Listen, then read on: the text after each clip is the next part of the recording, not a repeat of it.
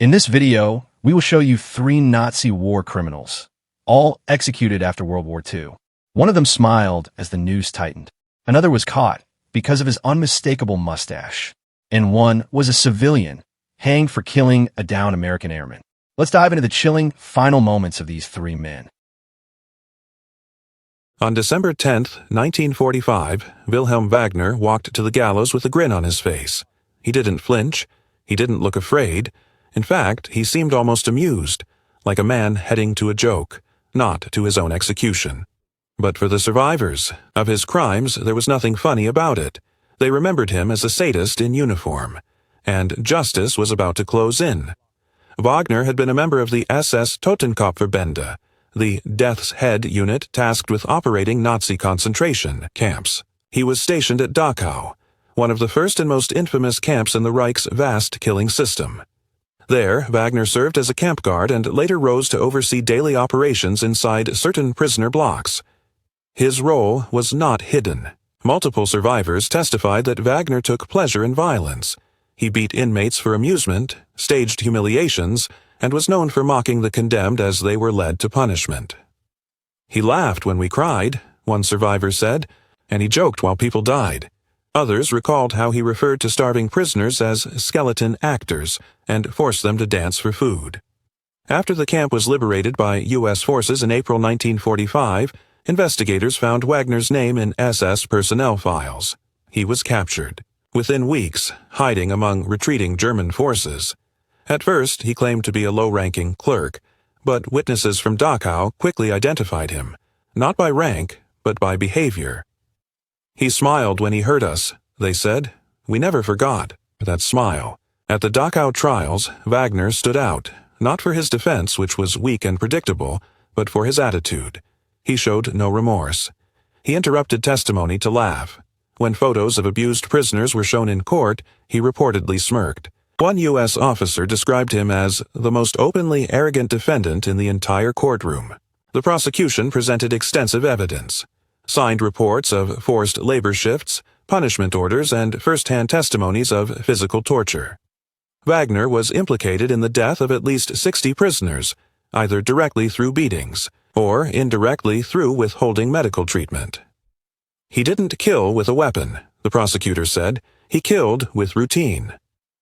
When the guilty verdict was announced, Wagner stood tall and nodded. He refused to appeal his sentence. In fact, he requested to be executed as soon as possible, saying he had no regrets. "I did my duty," he said, "and I did it well." Those in the courtroom were left stunned, not by what he said, but by how easily he said it. On the morning of his execution, Wagner showed no signs of fear. He stood straight, hands steady, his face expressionless. But as the noose was tightened around his neck, he smiled. Calmly, deliberately. It wasn't bravado. It was defiance. A final act of control from a man who had spent years exercising cruelty over the helpless. Witnesses later said it was one of the coldest things they had ever seen. His body dropped, the rope snapped tight, and the smirk was gone. Just like that, one of Dachau's most sadistic faces vanished into silence. No last words, no apology, no reflection. His mustache didn't save him. Not from justice, not from the gallows. Johann Victor Kirch wasn't a commander, or a strategist, or someone whose name made headlines during the war. But behind the barbed wire of Dachau, he was known by the prisoners and feared. He wasn't the man who designed the system. He was the one who enforced it with his fists. Kirch was born in 1908 in Germany and worked as a low-level SS guard. That may sound minor, but there was nothing minor about the way he handled his post. Assigned to Dachau in the final years of the war, his cruelty was described as personal, targeted, and often sadistic. Survivors recalled being beaten until they lost consciousness, for nothing more than stumbling from exhaustion. He used his hands, his boots, and sometimes his belt.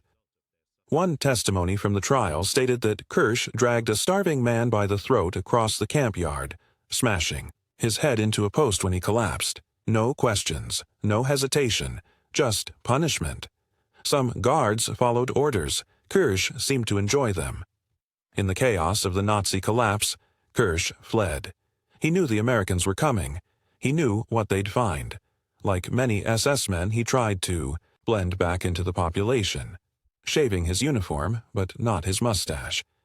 Maybe he thought he could disappear into the ordinary, but justice had a longer memory than he expected. After the war, Allied forces began processing arrests and interrogations based on prisoner testimonies. Kirch's name came up again and again. Survivors didn't forget his face, especially not the mustache. He was arrested and brought to trial as part of the Dachau main camp proceedings, facing charges of war crimes and personal acts of violence. In court, Kirch was quiet. He didn't deny he had served at the camp, but he claimed he only did what he was told.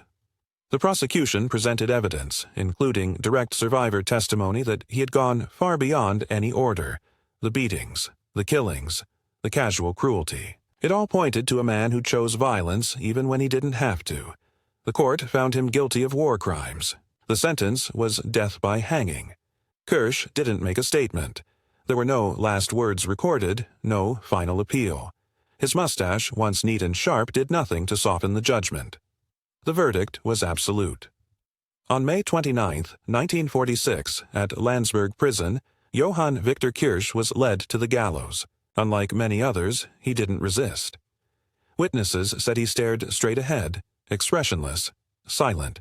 The trapdoor opened, and that was the end of a man who had made violence a daily habit. He wasn't remembered for rank or command.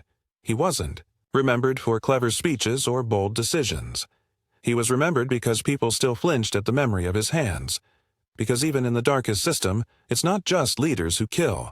It's the ones who enjoy it. Mathias Gierens, German civilian executed for killing a U.S. airman. On July 26, 1945, Mathias Gierens, a 37-year-old railroad worker and civilian, was executed by hanging in Rheinbach, Germany. This followed his conviction for the murder of U.S. Army Air Force's 2nd Lieutenant Lester E. Roos. Roos was the navigator of a B-17 bomber that had been shot down on August 15, 1944, during an attack on Wiesbaden's airfield. He parachuted to safety near Preist, Germany, where Gierens and other civilians found him. Gierens, along with 3 other civilians, Peter Cohn, Peter Back, and Matthias Krein, was charged with Roos's murder. The men were tried in Ahrweiler, Germany, on June 2, 1945, in the first Allied trial in Germany of civilians accused of war crimes. During the trial, eyewitness testimony revealed what happened after Roos landed. Peter Back shot him twice. Peter Cohn struck him with a club, and Mathias Gierens struck Roos on the head with a hammer, delivering the fatal blow. The American Military Tribunal found all 4 men guilty of murder and war crimes. Their actions violated international law and the Geneva Convention protections afforded to prisoners of war. On July 26, 1945, Gierens was marched through the prison yard in Rheinbach under guard. A German Catholic priest accompanied him, and a U.S. military officer read the charges before the execution. Master Sergeant John C. Woods and Staff Sergeant Thomas Robinson served as the U.S. Army executioners. The trapdoor was opened, and Gierens was pronounced dead by hanging. This event was filmed and documented by Allied forces. Peter Back and Peter Cohn were also executed at Rheinbach using the same procedure later the same day. Matthias Krein's death sentence was later commuted to life imprisonment. The case was historically significant. It marked the first time civilians were tried and executed for killing an Allied airman in Germany. Allied authorities intended it to serve as a warning that civilians could face consequences under international law. Mathias Gierens was not a soldier. He was a civilian, a railroad worker caught up in wartime rage and violent reprisal. Yet the law held him accountable for his actions, regardless of his status. On camera, Gierens walked quietly to the gallows and received last rites.